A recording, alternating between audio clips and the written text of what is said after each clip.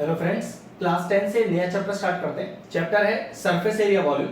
ये इसका एक और नाम भी है मेंसुरेशन। अब हमें इस चैप्टर में कौन कौन से सॉलिड फिगर पढ़ने, उससे जुड़ी कौन कौन सी प्रॉपर्टीज पढ़नी है, पहले वही सारी करेंगे। उसके बाद फिर एनसीईआरटी की सारी एक्सरसाइज को वन बाय वन सॉल्व करेंगे। ठीक है, तो जो सबसे पहला सॉलिड फिगर हमारे पास है वो है क्यूब। ठीक है, मैं आपको क्यूब बना के दिखाता हूं। इस तरह का क्यूब बनेगा। अब क्यूब की प्रॉपर्टी क्या होती है? सबसे इंपॉर्टेंट प्रॉपर्टी ये है क्यूब के पास कि उसके सारे एजेस बराबर होते हैं, मतलब सारी साइड्स बराबर होती हैं। और टोटल मिला के कितनी साइड है उसकी? 6 साइड है। ठीक है, तो ये क्यूब कहलाएगा जिसकी all the sides are equal और टोटल 6 एजेस है या 6 साइड्स है। अब हमें कौन कौन सी 3 प्रॉपर्टी हमारे इस चैप्टर में हमें पढ़नी है। सबसे पहले हमें पढ़ना है, हम कोई सा भी सॉलिड फिगर पढ़ें, हमें पढ़ना है उसका वॉल्यूम, फिर हमें पढ़ना है उसका कर्व सरफेस एरिया। तो बताऊंगा इसके सबके बारे में क्या होता है। ठीक है, कर्व सरफेस एरिया का एक और नाम है लैटरल सरफेस एरिया। ठीक, और जो तीसरा प्रॉपर्टी हमें पढ़ना है इसके बारे में वो है टोटल सरफेस एरिया। ठीक है, हमें क्यूब पढ़ना है, तीनों प्रॉपर्टीज, क्यूबॉइड पढ़ना है, हमें सिलेंडर पढ़ना है, कोन पढ़ना है, स्फीयर पढ़ना है और हेमिस्फीयर पढ़ना है। लेकिन हमें हर बार वॉल्यूम से जुड़ी बात करनी है, सीए से जुड़ी बात करनी है और टीएसए से जुड़ी बात करनी है। ठीक है, अब सबसे पहले मैं आपको बताता हूं वॉल्यूम क्या चीज होती है और फिर फॉर्मूला आप कैसे डिराइव करें उसका। ठीक है, हमेशा ध्यान रखना, जब भी आपके पास कोई सॉलिड फिगर हो, ठीक है, जिसके पास एजेस हो, ध्यान से सुनिएगा, जब भी आपके पास एक सॉलिड फिगर हो जिसमें आपके पास कुछ एजेस हो, तो याद रखना वॉल्यूम हमेशा 3 एजेस के मल्टीप्लिकेशन को बोलते हैं। और वो 3 एजेस कौन सी होंगी? लेंथ, ब्रेड्थ और हाइट। जबकि आपने अभी कहा था सर कि टोटल मिला के 6 एजेस होती हैं, तो हाँ, तो इसमें 2 लेंथ होती है, 2 ब्रेड्थ होती है और 2 हाइट होती है। ठीक है, तो वॉल्यूम किसको बोलते हैं? वॉल्यूम बोलते हैं 3 एजेस के मल्टीप्लिकेशन को। तो ये तो फॉर्मूले से जुड़ी बात हो गई, लेकिन वॉल्यूम एक्चुअली में है क्या? वॉल्यूम का मतलब होता है कि इस क्यूब के अंदर कितनी सारी एयर है, कितना स्पेस है, इसमें मैं कितना पानी भर सकता हूं, ये इसका वॉल्यूम कहलाएगा। इसको एक और भी नाम से पहचानते हैं जिसको बोलते हैं कैपेसिटी। ठीक है, तो वॉल्यूम किसी भी फिगर का उसकी कैपेसिटी बताता है। और अगर कोई भी फिगर एज कंटेन करता है तो उसकी 3 एजेस का मल्टीप्लिकेशन, और वो तीनों एज कौन सी होनी चाहिए? लेंथ होनी चाहिए, ब्रेड्थ होनी चाहिए और हाइट होनी चाहिए। तो तीनों एजेस का मल्टीप्लिकेशन वॉल्यूम बताता है। अब मैंने आपको क्यूब के लिए क्या अभी कहा कि सारी एजेस बराबर है। अगर मैं आपसे कहूं कि अगर एक एज x है तो फिर समझ लीजिए ये भी x है और ये भी x है। कहने का मतलब लेंथ भी x है, ब्रेड्थ भी x है, हाइट भी x है। और मैंने कहा कि वॉल्यूम क्या होता है? तीनों एजेस का मल्टीप्लिकेशन। तो देखो फॉर्मूला डिराइव हो गया, length into breadth into height. तो कितना हो गया? x into x into x, x cube. क्योंकि आप वॉल्यूम निकाल रहे हो तो यूनिट क्या लगेगी? Cubic units. अगर मान लीजिए आपको क्वेश्चन में मीटर दिया हुआ है तो क्यूबिक मीटर लिख देंगे, मान लीजिए सेंटीमीटर दिया है तो क्यूबिक सेंटीमीटर लिख देंगे। ठीक है, लॉजिक क्लियर हो गया। अब क्या होता है कर्व सरफेस एरिया? हमेशा ध्यान रखना, कर्व सरफेस एरिया में हम छत को और फ्लोर को इंक्लूड ही नहीं करते। तो फिर क्या रह गई? 4 दीवारें रह गई आपकी, मतलब 4 बाउंड्रीज रह गई। सीएसए में कभी भी इंक्लूड नहीं होता छत और फ्लोर। तो टोटल मिला के मैंने क्या बोला कि 6 एजेस है, 6 साइड्स है, जिसमें से छत चली गई, मतलब सीलिंग चली गई और फ्लोर भी चला गया। तो कुल कितनी साइड्स रह गई? 4 रह गई। तो 4 एजेस के मल्टीप्लिकेशन को कर्व सरफेस एरिया बोलते हैं। ठीक है, अब इसका फिर फॉर्मूला कैसे निकालोगे?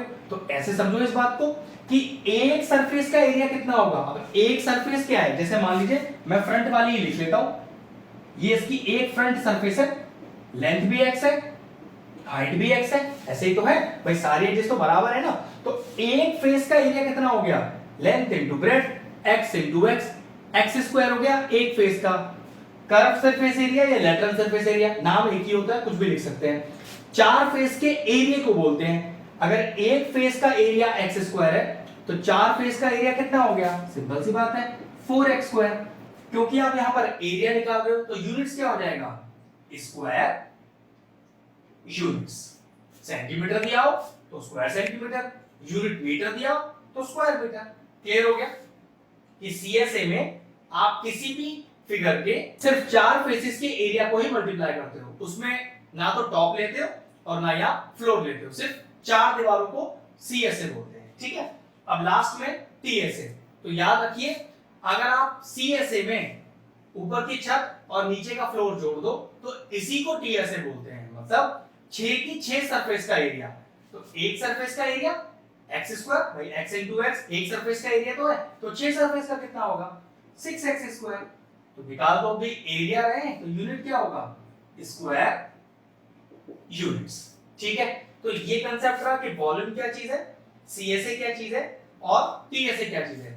ये ध्यान रखिएगा, फिगर में कोई सा बनाओ जिसमें एजेस हो, और ध्यान रखिएगा मैं कर्व्ड एजेस की बात नहीं कर रहा, सिंपल इस तरह की एजेस हो, मतलब सरफेस हो प्लेन आपके पास, तो वहां पर वॉल्यूम का फॉर्मूले में 3 एजेस मल्टीप्लाई होंगी, लेंथ, ब्रेड्थ और हाइट।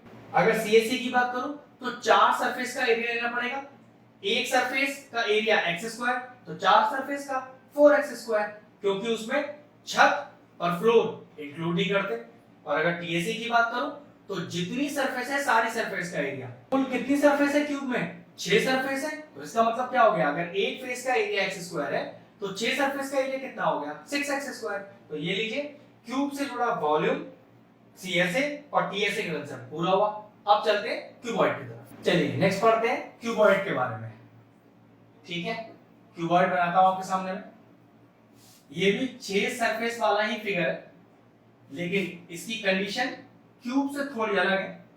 क्यूब के अंदर जिस तरह से 6 की 6 एजेस बराबर होती है, 6 की 6 सरफेस बराबर होती है, इसकी लेंथ, ब्रेड्थ और हाइट तीनों आपस में अलग अलग है। ठीक है, वहां पर लेंथ, ब्रेड्थ, हाइट क्यूब में तीनों बराबर थी, यहाँ तीनों डिफरेंट है। तो ये मानो कि अगर मैं लेंथ को L रखूं और ब्रेड्थ को B रखूं और हाइट को H रखूं, ठीक है, तो फिर वॉल्यूम क्या होगा, वो नियम सेम रहेगा। 3 एजेस के मल्टीप्लिकेशन को ही वॉल्यूम बोलते हैं। तो लेंथ इंटू ब्रेड्थ और इंटू हाइट, तो फॉर्मूला हो गया L इंटू B और इंटू H। क्योंकि वॉल्यूम निकाल रहा हूं तो यूनिट क्या होगा क्यूबिक यूनिट्स, ये ध्यान रखना। और नियम यहां पर वही, मैथमेटिकली तो फॉर्मूला मैंने आपको बता दिया, लेकिन वॉल्यूम एक्चुअल में होता क्या है, इस क्यूबॉइड में रहने वाला स्पेस, मतलब इसके अंदर कितना एयर आ सकता है, इसकी कितनी कैपेसिटी है, वो कहलाता है वॉल्यूम। अगर हम बात करें सीएसए की तो अभी भी वही नियम है, 4 सरफेस के एरिया को सीएसए बोलते हैं। अब इसके अंदर भी और सीएसए में अब भी टॉप और बॉटम ऐड नहीं होगा, तो हटा दीजिए टॉप को भी और बॉटम को भी, तो फॉर्मूला क्या रह जाएगा 2l + b और इनटू h। इसको मैं डिराइव करके बता सकता हूं, लेकिन जरूरत नहीं, डायरेक्ट फॉर्मूला याद कर लीजिए। ये समझ लीजिए कि आपने छत हटा दी है और नीचे का बेस हटा दिया है, फ्लोर हटा दिया है, तो 4 दीवारों का एरिया 2l + b * h कहलाता है। और इसको CSA या LSA ना बोलकर ऐसा भी बोल देते हैं, एरिया ऑफ 4 वॉल्स। तो ध्यान रखना, एरिया ऑफ 4 वॉल्स क्यूबॉइड के CSA या LSA को ही बोला जाता है, तो नाम ऐसे भी आ सकता है। दीवारों की बात चल रही है, CSA की बात चल रही है, ना ही छत का एरिया इंक्लूड होगा और ना ही फ्लोर का। ठीक है, आगे चलते हैं। अब PSA की बात करें तो देखिए भाई 4 दीवारें भी आ जाएंगी, छत भी आ जाएगी, फ्लोर भी आ जाएगा, तो सारा का सारा एरिया आ जाएगा। तो क्या एरिया होगा, ट्वाइस ऑफ LB, BH और HL। अगर इस पूरे TSA में से आप छत को और फ्लोर को माइनस कर दो तो आपके पास यही एरिया आ जाएगा। सॉल्व करके देख सकते हो, क्योंकि डेरिवेशन तो अपने कोर्स में है नहीं, तो सिर्फ फॉर्मूला में डायरेक्ट लिख दिया है, और इन फॉर्मूलास को आप इतनी बार यूज करोगे कि ये आपको एकदम दिमाग में फिट हो जाएंगे। ठीक है, तो वॉल्यूम हो गया LBH, CSA, LSA या एरिया ऑफ 4 वॉल्स, कुछ भी बोल सकते हैं। फॉर्मूला 2l + b * h, और TSA टोटल सरफेस एरिया। कितनी बार TSA जगह एक वर्ड और भी यूज हो जाता है, वो होता है WSA, होल सरफेस एरिया, एक ही मतलब है। ठीक है, तो ट्वाइस ऑफ LB + BH और प्लस HL, मतलब 6 की 6 जो सरफेस है उन सभी का एरिया। ठीक है, तो ये हमारा क्लियर हुआ क्यूबॉइड। चलिए नेक्स्ट हमारा तीसरा जो सॉलिड फिगर है उसका नाम है सिलेंडर। ठीक है, कैसा दिखाई देगा आपको सिलेंडर, एक कर्व फिगर है। ठीक है, ये क्यूब और क्यूबॉइड जैसा नहीं है, इसमें एजेस नहीं है, ये कर्व फिगर है। तो इसका कंसेप्ट और क्यूब क्यूबॉइड का कंसेप्ट बिल्कुल डिफरेंट है, ठीक है। जिसमें क्या होता है रेडियस और क्या होता है आपके पास हाइट, इसमें दो चीजें आपको मिलेंगी, लेकिन निकालनी हमें इसमें वही तीन चीज होंगी। क्या क्या? हमें इसमें वॉल्यूम निकालना होगा, फिर हमें इसमें CSA या फिर दूसरा नाम उसका LSA, और तीसरी चीज हमें इसका TSA निकालना होगा। तो वॉल्यूम वही, अंदर का टोटल कैपेसिटी। तो what is the formula for finding the volume of A cuboid?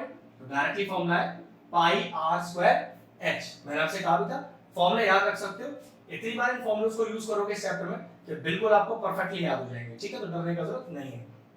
और इस वॉल्यूम, ये जो कैपेसिटी है यही आपका कहलाएगा वॉल्यूम। अब CSA और LSA, अब देखो इसमें किस तरह का सरफेस है।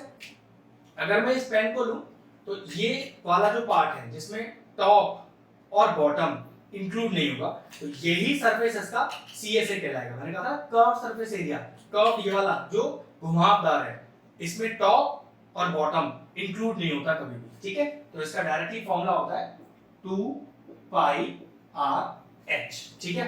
व्हाट इज द CSA और the LSA of a cylinder? 2 pi r H. अब TSA में बिल्कुल वही नियम पीछे वाला, CSA भी जोड़िए, टॉप भी जोड़िए, बॉटम भी जोड़िए, तो डायरेक्टली फॉर्मूला क्या बनेगा 2 pi r H plus are. अगर वापस इसे अंदर इंटू कर लो तो देखो क्या लिखा है एक्चुअली, जो मैंने आपको बोला था वही लिखा हुआ है 2 pi r h 2 pi r square. इस 2 पाई आर स्क्वायर को लिख दो pi r square plus pi r square. तो देखो ये तो CSA का ही फॉर्मूला लिखा है, टॉप जुड़ा हुआ है, बॉटम जुड़ा हुआ है, क्योंकि टॉप कैसा है सर्कुलर है ना, तो सर्कल का एरिया पाई आर स्क्वायर।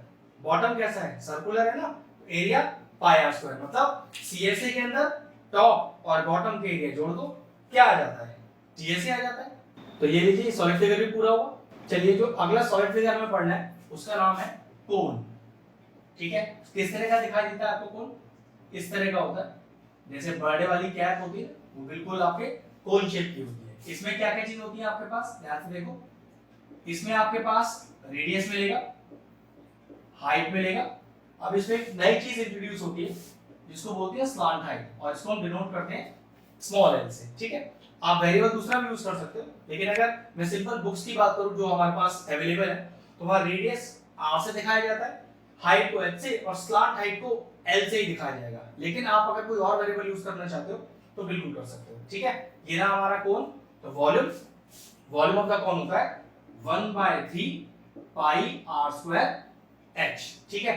आगे देखो CSA वही कर्व सरफेस एरिया। अब इसमें टॉप जैसी तो कोई चीज ही नहीं है, बॉटम भी नहीं ले पाओगे, सिर्फ कर्व सरफेस एरिया लेना है।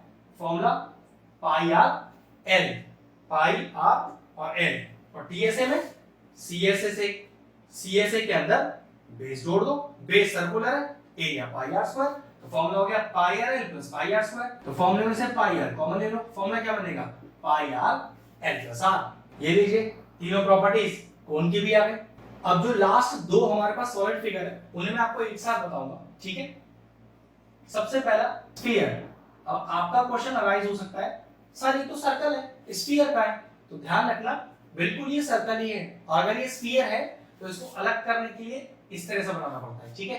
अब ये शो कर रहा है कि ये स्फीयर है, और आपको स्फीयर का सिर्फ क्या पता होगा रेडियस पता होगा। और हमारे पास जो हमारा लास्ट फिगर है उसका नाम है हेमिस्फीयर, मतलब आधा स्फीयर।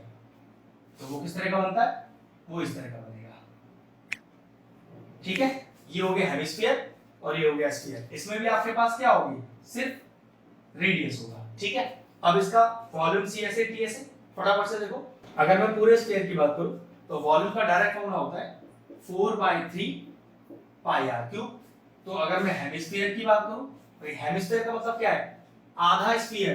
तो अगर पूरे स्फीयर का वॉल्यूम 4/3 पाई आर क्यूब है तो आधे स्फीयर का क्या होगा भाई, आधा कर दो इसको। तो 4/3 पाई आर क्यूब का आधा क्या होगा 2/3 पाई आर क्यूब। ये लीजिए हो गया।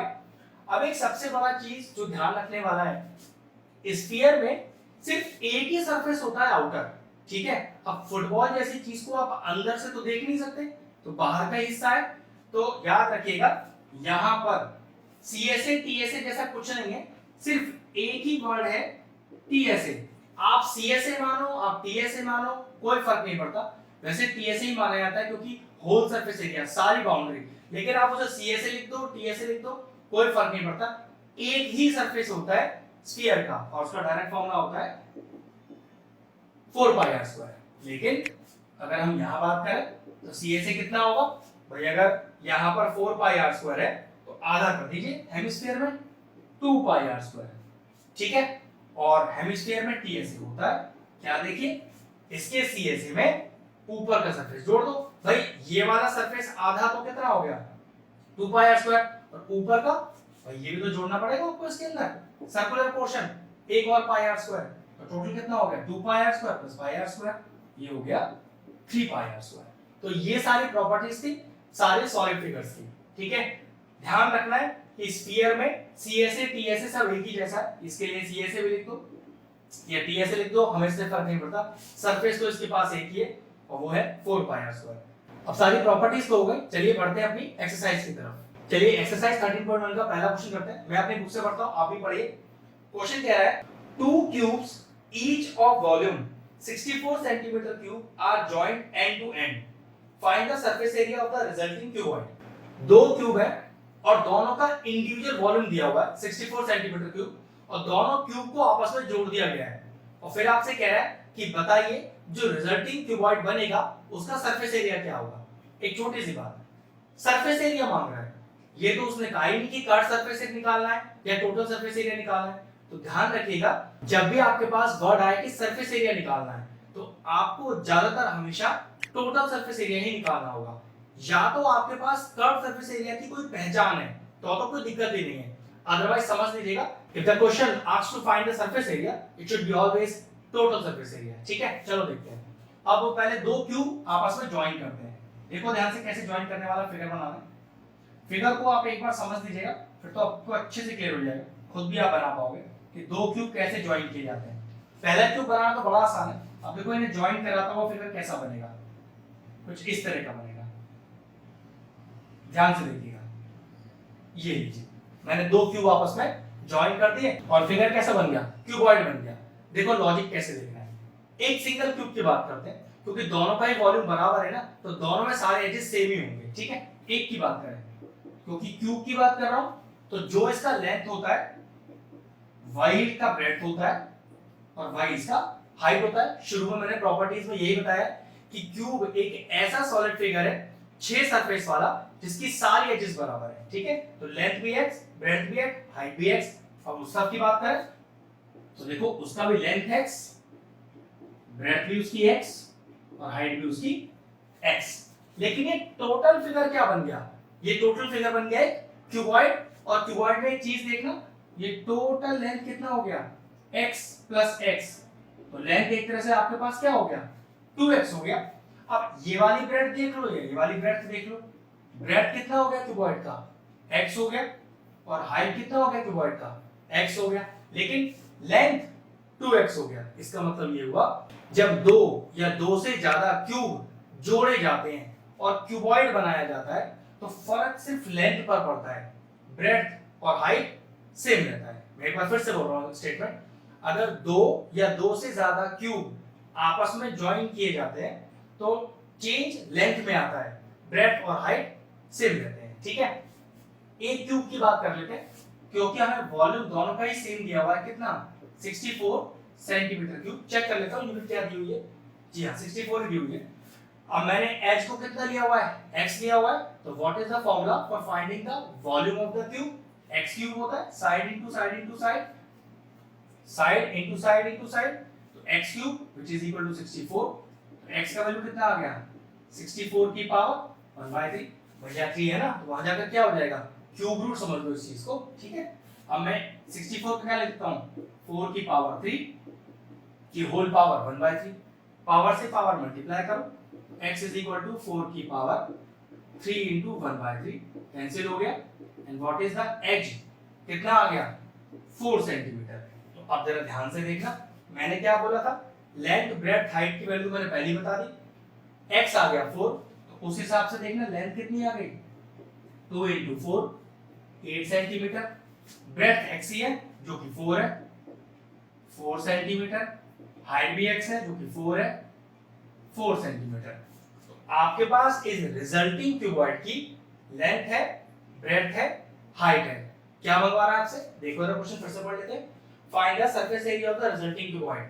और सरफेस एरिया पहचान तो कोई है नहीं, तो आपके पास सरफेस एरिया मतलब कौन सा है? ये आपके पास फिर टीएसए ही है। फिर समझ लीजिए, सिर्फ सरफेस एरिया टीएसए ही होता है, लेकिन आपको ऐसा लगता है क्वेश्चन में पहचान दी है सीएसए की, तो फिर आप इसे सीएसए ही लिखना, otherwise surface area is always TSA. ठीक है? और फॉर्मूला क्या होता है टीएसए का? क्यूबॉइड का, तो 2LB BH और HL सारी वैल्यूज तो आपके पास है, लगाइए। तो 2L into B plus B into H plus H into L। ये लीजिए कितना आ गया? ट्वाइस बाहर, 8 4 32, 4 4 16, 8 4 32। आगे करते हैं तो 2 into ये आ गया 6 और 2 और 6 8 और 2 10, 1 कैरी, 3 4 5 6 7 8 और टोटल आ गया 160 सेंटीमीटर स्क्वायर। स्क्वायर इसलिए क्योंकि आप सरफेस एरिया निकाल रहे हो। ये लीजिए क्वेश्चन कंप्लीट हो गया नंबर 1। चलिए क्वेश्चन नंबर 2 पढ़ते हैं। मैं पढ़ता हूं अपनी बुक से। A vessel is in a form of a hollow hemisphere mounted by a hollow cylinder। मतलब एक हेमिस्फीयर है खाली, जिसके ऊपर, ध्यान रखना, जिसके ऊपर एक खाली सिलेंडर रखा है। तो देखो पहले फिगर देखो किस तरह का बनेगा। एक हेमिस्फीयर है हॉलो और उसके ऊपर एक हॉलो सिलेंडर है, इस तरह का। ठीक है? अब हमें क्या क्या चीज पता होनी चाहिए? ये रेडियस, ये वाला रेडियस, वैसे दोनों रेडियस बराबर ही होंगे। ठीक है? और ये हाइट, हेमिस्फीयर में हाइट जैसी कोई चीज तो नहीं होती, लेकिन एक बहुत तगड़ा लॉजिक भी है, वो मैं बताऊंगा। पहले क्वेश्चन पूरा पढ़ते हैं। क्वेश्चन कह रहा है आगे, the diameter of the hemisphere is 14 centimetre. चलिए पहले जो जो चीज दी है वो लिख लेते हैं, उसके बाद समझाऊंगा अच्छे से। तो डायमीटर ऑफ हेमिस्फीयर पूरा पूरा लिखिएगा। कितना दिया हुआ डायमीटर आपको? The diameter of A hemisphere is 14 centimetre. ठीक है, 14 दिया हुआ है। एक चीज का ध्यान रखना, डायमीटर की आपको कभी जरूरत नहीं पड़ेगी, आपको तो हमेशा रेडियस चाहिए। और रेडियस क्या होता है डायमीटर का? हमेशा आधा होता है। तो कैसे लिखेंगे? रेडियस, और हैंड टू हैंड रेडियस को जिस सिंबल से आपको डिनोट करना है वो पहले ही लिख दीजिए यहाँ पर। फिर आगे अब पूरा रेडियस वर्ड लिखने की कभी जरूरत नहीं पड़ेगी। जहां जहां आर आप लिखोगे हम मान लेंगे आप उसमें रेडियस लिख रहे हो, लेकिन ध्यान रखना अगर आपने किसी वेरिएबल को असाइन नहीं किया, बस रेडियस को यहाँ पर लिख दिया आधा करके, और फिर आपने आगे आर यूज कर लिया, जबकि यहाँ आपने कहीं आर दिखाया ही नहीं, तो मिस्टेक मानी जाएगी। ठीक है? तो जो डायमीटर को आधा कीजिए, ये लीजिए आपके पास रेडियस आ गया। आगे बढ़ते हैं question. The total height of the vessel is 30। अब पूरे वेसल की हाइट दे रहा है, देखो जरा ध्यान से, 13। अब यही एक छोटा सा ट्विस्ट है जिसकी मैं आपसे बात कर रहा था कि मैंने तो आपसे कहा था कि हेमिस्फीयर में हाइट जैसी कोई चीज नहीं होती, लेकिन अगर मैं फिर भी इसकी हाइट आपको बना दूं, क्योंकि फॉर्मूले में एच तो होता ही नहीं है कभी भी हेमिस्फीयर के, लेकिन फिर भी मैं हाइट बना दूं, तो इसका एक बहुत इंटरेस्टिंग लॉजिक ये है कि इसका ये आर और अगर इसकी कोई एच होती तो ये हमेशा आपस में बराबर होती है। मतलब हेमिस्फीयर के केस में उसका एच और आर बराबर होता है, इसलिए फॉर्मूले में हम कभी एच लिखते ही नहीं है। ठीक है? अब देखो हमें रेडियस कितना मिला? 7 मिला ना, तो उस नियम के हिसाब से इसकी हाइट कितनी हो गई? 7 हो गई। इस 7 को कभी यूज तो करेंगे नहीं हम हेमिस्फीयर के लिए, लेकिन इससे हमें कोई और क्वांटिटी मिल जाएगी। वो कैसे? देखो पूरी हाइट, ये पूरी हाइट 13 है, जिसमें इतनी हाइट तो 7 ही है, तो फिर सिलेंडर की हाइट कितनी हो गई? तो भाई 13 में से आप 7 माइनस कर दो, तो देखो 13 में 7 माइनस करो कितना बचेगा? तो 6 बचेगा आपके पास। तो ये लीजिए आपके पास हाइट ऑफ द सिलेंडर आ गई। कहने का मतलब ये है कि ये जो हेमिस्फीयर की हाइट 7 थी, इसका यूज नहीं है फॉर्मूले में कहीं पर, लेकिन ये जो हेमिस्फीयर की हाइट है उससे आपने सिलेंडर की हाइट निकाल ली, बस इतना ही लॉजिक दिया हुआ है। तो हमें क्या पता चला? देखो हाइट ऑफ सिलेंडर, और मैं इसको डिनोट कर रहा हूं x से, जो कितना आ गई? 6 सेंटीमीटर। फिर समझ लीजिए टोटल हाइट ऑफ द दिए vessel, total height of the vessel 13 दिए, क्योंकि रेडियस ऑफ द हेमिस्फीयर 7 है और रेडियस और हाइट सेम होती है हेमिस्फीयर की, तो हेमिस्फीयर तक की हाइट 7 हो गई। तो हेमिस्फीयर तक के ऊपर की हाइट कितनी होगी? टोटल 13 माइनस 7 कितनी आ गई? 6 सेंटीमीटर। अब आगे देखते हैं क्वेश्चन में क्या कह रहा है। Find the inner surface area of the vessel. एक चीज का ध्यान रखना, जब भी ये वर्ड इनर लग के आ जाए या सिर्फ आउटर लग के आ जाए, मतलब ये पर्टिकुलर एक ही शब्द आएगा, इनर और आउटर, तो ध्यान रखना आपसे हमेशा सीएसए मांगा हुआ है, ठीक है। तो what is the inner surface area of vessel, ठीक है। तो क्या करें, ऊपर वाले फिगर का सीएसए, नीचे वाले फिगर का सीएसए, और दोनों को ऐड कर दें। लिखेंगे कैसे? लिखेंगे inner surface area of the vessel is equal to CSA of cylinder plus CSA of hemisphere. अब पहले दोनों के फॉर्मूलेस लिखे, वैल्यूज तो आप सारे निकाल चुके हैं, डाल देंगे सीधा। तो what is the CSA of cylinder?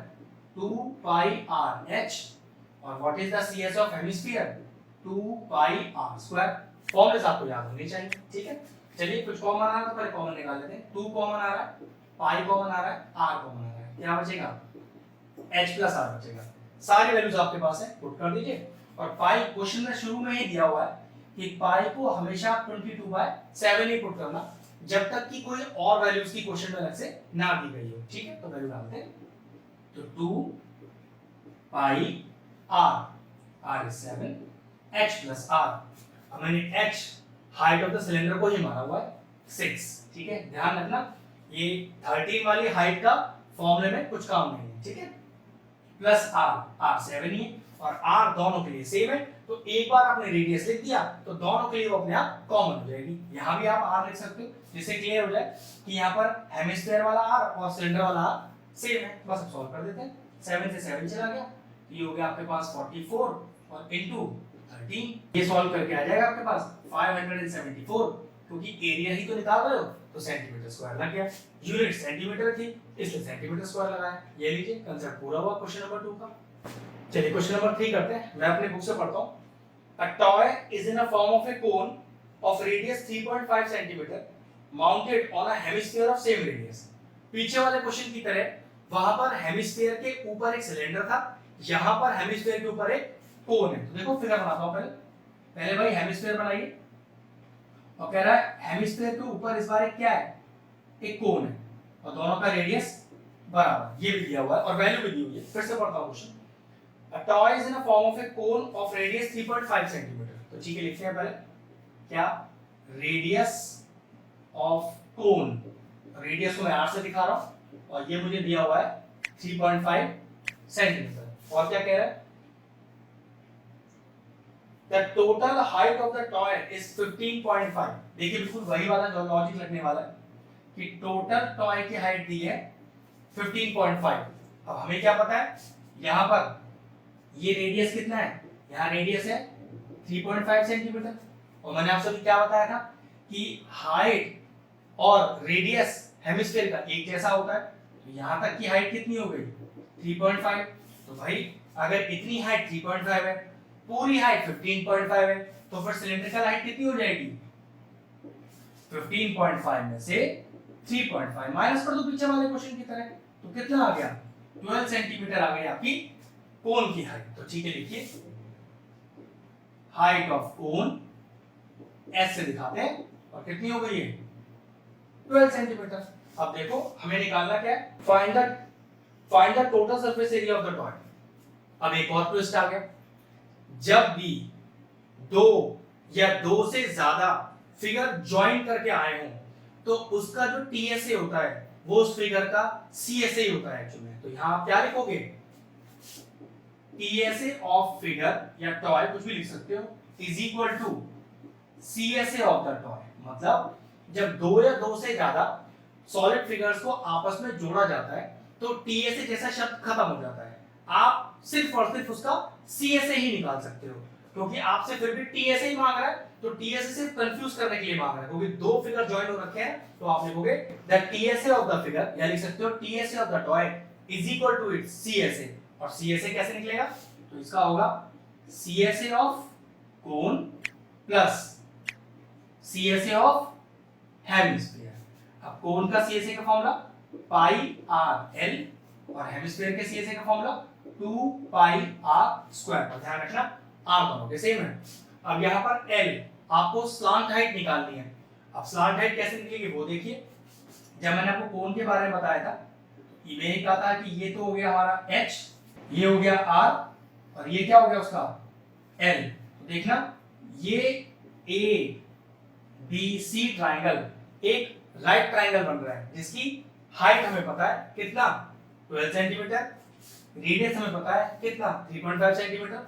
तो पाइथागोरस से हम l निकाल लेंगे और या कह सकते हैं AC का वैल्यू निकाल लेंगे जो कि हाइपोटेन्यूज है। ठीक है, तो बस पाइथागोरस थ्योरम लगाते हैं पहले इसमें।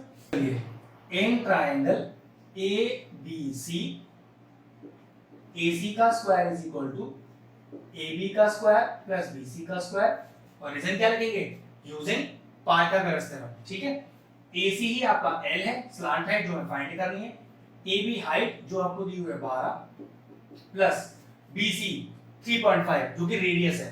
अब क्योंकि 3.5 डेसिमल में है ना तो फ्रैक्शन में यूज कर लेते हैं। कैसे? तो 3.5 को क्या लिख दूं 7/2 लिख देते हैं, होल स्क्वायर अगर आप भी लगा लो। कैलकुलेशन फ्रैक्शनल आसान होता है, फाइनल आंसर डेसिमल में ही छोड़ेंगे। ठीक है, तो देखो L स्क्वायर कितना हो गया 144 प्लस 49 और अपॉन 4। तो L square is equal to कितना आएगा एलसीएम इसका, इसके नीचे 1 ले लेते हैं तो 4 ही आ जाएगा। तो ये हो गया 1 4 जा 4 into 144 प्लस 4 1 जा 4 और into 49 ऊपर वाला नंबर। ठीक है, तो L square is equal to 4 4 जा 16 1 कैरी 4 4 16 17 1 कैरी 4 1 जा 4 1 5 प्लस 49 और अपॉन में 4। तो L स्क्वायर आ गया आपका, जोड़िए तो 9 और 6 15 एक कैरी हो गया, ये हो गया आपके पास 7 और 5 12 एक फिर कैरी हो गया और 625 अपॉन 4। L कितना होगा अंडर रूट ऑफ 625 अपॉन 4। 625 का स्क्वायर रूट क्या होगा वो होगा 25 और 4 का क्या होगा 2। तो यहाँ से L कितना आ गया 25/2 और डेसिमल यूज करना चाहते हो तो 12.5 लिख देना। वो आप देख लेना कि आपको फायदा क्या चीज करेगी। ठीक है, कैलकुलेशन करते समय तो फ्रैक्शनल वैल्यू यूज करनी चाहिए, हमेशा आपको फायदा देगी। तो चलिए पाई r कितना है 3.5 है ना तो क्या लिख दूं 7/2 और L अभी निकाला मैंने 25/2। ठीक है, प्लस 2 पाई r स्क्वायर 7/2 और इनटू 7/2 दो बार लिख दिया, r स्क्वायर लग रहा है ना। चलिए टर्म्स कटेंगे बहुत सारे, 7 से 7 जाएगा, ये 2 से 22 जाएगा, तो ये आ गया आपका 11 into 25 अपॉन 2 प्लस यहाँ भी कटेगा 7 से 7 गया 2 से 2 गया तो 22 into 7 अपॉन 2। कैलकुलेशन को और आसान बनाते हैं, वो किस तरह से देखो ये और कट रहा है तो कितना बचा आपके पास 11 into 25 अपॉन 2 प्लस 11 into 7। यहाँ से हम कुछ कॉमन ले सकते हैं, ये देखिए 11 कॉमन आ रहा है, बिल्कुल अगर आप कॉमन निकालेंगे तो कैलकुलेशन आपका आसान ही हो जाएगा। अब देखो अंदर क्या बचा, अंदर बचा 25/2 और यहाँ कितना रह गया, यहाँ रह गया 7। अब जरा एलसीएम लो यहाँ पर, तो 11 तो अपना बाहर है ही है, कितना आ गया एलसीएम 2 आ गया, इसके नीचे 1 लिख देते हैं तो 2 1 जा 2 और इनटू ऊपर वाला नंबर प्लस 1 2 जा 2 और इनटू ऊपर वाला नंबर। नेक्स्ट स्टेप देखिए तो 11 तो बाहर है तो ये हो गया 25 प्लस 7 2 जा 14 और होल के नीचे 2। नेक्स्ट स्टेप देखिए तो 11 इनटू ऐड करिए इसको, ये कितना आएगा, ये आएगा 5 + 4 9 और 2 + 1 3 और अपॉन 2। बस अब काम कितना रह गया, तो डिवीजन और मल्टीप्लाई काम वो आप खुद कर लेना, क्योंकि हम एरिया निकाल रहे थे तो इसके लिए मैंने लिख दिया सेंटीमीटर स्क्वायर। तो ये लीजिए क्वेश्चन फिनिश हो गया। चलिए क्वेश्चन नंबर 4 पढ़ते हैं, एक शानदार क्वेश्चन है, मैं अपने बुक से पढ़ता हूं। A cubical block of side 7 centimetre is surrounded by a hemisphere. मतलब एक क्यूब के ऊपर उल्टा हेमिस्फीयर रखा हुआ है। तो ध्यान से देखना फिगर किस तरह का बनेगा। सबसे पहले क्यूब बनाते हैं, क्यूब बनाने का तरीका तो आसान होता है, ये लिखो इस तरह से बनेगा आपका क्यूब। लेकिन कह रहा है इस क्यूब के ऊपर एक हेमिस्फीयर रखा हुआ है, ठीक है, कुछ इस तरह का। तो ध्यान रखो ये हेमिस्फीयर इस क्यूब को पूरी तरह से तो नहीं घेर पाएगा, देखो ये वाला हिस्सा क्यूब का कुछ बच जाएगा, ठीक है। यही लॉजिक आपको थोड़ा सीखना है इधर। अब पहला क्वेश्चन हमसे क्या कह रहा है वो देखो, what is the greatest diameter of the hemisphere can have.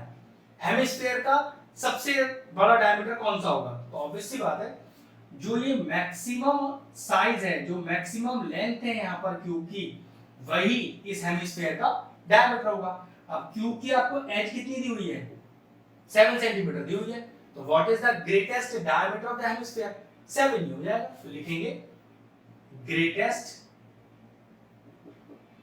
Diameter of hemisphere is equal to side of the cube, जो कि 7 सेंटीमीटर दिया है। और मैंने आपसे क्या कहा था, डायमीटर का हमें कभी काम नहीं होता, हमें क्या चाहिए होता है, हमें चाहिए होता है रेडियस। तो रेडियस निकाल लेंगे यहाँ से, जो कि r से डिनोट करेंगे हम, और रेडियस होता क्या है, डायमीटर का आधा। जब कैलकुलेशन में यूज करना हो तो 7/2 कर लेना, और लास्ट फाइनल आंसर आएगा तो वो डेसिमल में डालना। ठीक है, चलिए अब देखिए क्वेश्चन क्या कह रहा है हमसे, find the surface area of the solid. Okay, पूरे फिगर का टीएसए निकालना है। अब देखो मैंने आपसे एक बात बोला था कि जब भी दो या दो से ज्यादा सॉलिड फिगर कंबाइन होते हैं तो उनका टीएसए निकलता ही नहीं है, उनका तो सिर्फ सीएसए निकलता है। लेकिन यह प्रॉब्लम है, मैंने आपको ऐसे फिगर के लिए बोला था जो एक पूरा फिगर दूसरे पूरे फिगर के ऊपर कंबाइन हो जाए। लेकिन यहाँ देखो, ये जो हिस्सा मैंने आपको यहाँ शेड किया है, ये हिस्सा तो ऐसा है ना जो खाली बच रहा है। तो यहाँ देखो लॉजिकली कैसे लिखें, बिल्कुल स्टेप बाय स्टेप बताता हूँ। ठीक है, पहले टीएसए ही लिखते हैं, टीएसए ऑफ फिगर। ठीक है, अब पहले क्यूब की बात करते हैं। क्यूब के पास टोटल कितने सरफेस है, 6 सरफेस है। अगर एक सरफेस के एरिया की बात करें तो x स्क्वायर, वो x यहाँ 7 है तो 7 का स्क्वायर, तो 6 सरफेस का क्या हो गया, 6 into 7 स्क्वायर। देखो पहले मैं वही लिखता हूँ, मतलब 6 into साइड स्क्वायर, पूरी 6 की 6 सरफेस ले ली। लेकिन ऊपर वाली सरफेस की बात करते हैं। अब मैं जरा ऊपर वाली सरफेस आपको अलग से बना के दिखा रहा हूँ। जब इसके ऊपर एक हेमिस्फीयर रखोगे तो देखो ये आपको ऐसा ही तो दिखाई देगा, मतलब ये वाला जो हिस्सा है यही दिखेगा आपको, सिर्फ ये तो यूज्ड अप हो जाएगा, मतलब ये सर्कुलर पोर्शन आप देख ही नहीं पाओगे, यूज ही नहीं कर पाओगे। तो वो सर्कुलर पोर्शन आपको इस पूरे के पूरे क्यूबॉइड के 6 साइड में से माइनस करना पड़ेगा। और वो सर्कुलर पोर्शन क्या है, पाई आर स्क्वायर। आर कितना है, 7/2, तो पाई आर स्क्वायर। अब ये क्यूब का वो हिस्सा आ गया जो आप देख पा रहे हो। तो 6 में से मैंने वो सर्कुलर पोर्शन माइनस कर लिया, तो टोटल एरिया क्या हो गया, 5 साइड प्लस ये शेडेड वाला एरिया प्लस ये वाला हिस्सा भी तो है जो एक्चुअल में क्या है, CSA ऑफ द हेमिस्फीयर। और CSA ऑफ द हेमिस्फीयर का formula 2 pi r square, 2 pi r कितना है, फिर देखो 7/2 का होल स्क्वायर। आप पहले फॉर्मूला प्रॉपर लिख देना, उसके बाद इसके अंदर वैल्यू डाल देना। देखो क्वेश्चन समझने वाला है, आपको ध्यान से इतना रखना है कि आपको यहाँ पर टोटल मैंने जो 6 एजेस का एरिया लिया है उसमें से एक सर्कल का एरिया माइनस करना है, ये वाला सर्कुलर एरिया माइनस करना है। ठीक है, फॉर्मूला सारा लिख दिया, बस अब मुझे कैलकुलेशन ही करना है। तो 6 into 49 minus 22/7 into 7/2 into 7/2 plus 2 into 22/7 into 7/2 और into 7/2। अब चलो उसका कैलकुलेशन करते हैं। ये हो गया आपके पास 6 9 का 54, 5 कैरी आ गया, 6 4 24, 24 और 5 is 29 माइनस ये 11 टाइम्स चला गया, ये 7 से 7 चला गया, ये बचा 77/2 प्लस यहाँ से 7 7 चला गया और 2 से 2 चला गया, ये बचा आपका ये 11 टाइम्स ये भी चला गया, तो 11 7 जा 77।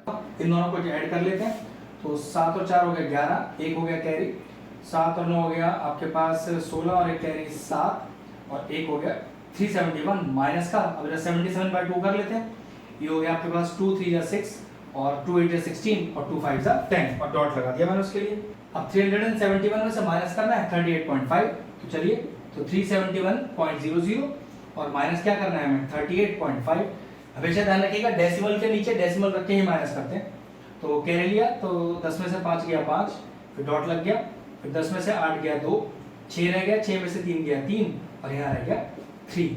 तो ये कितना है आपके पास 332.5।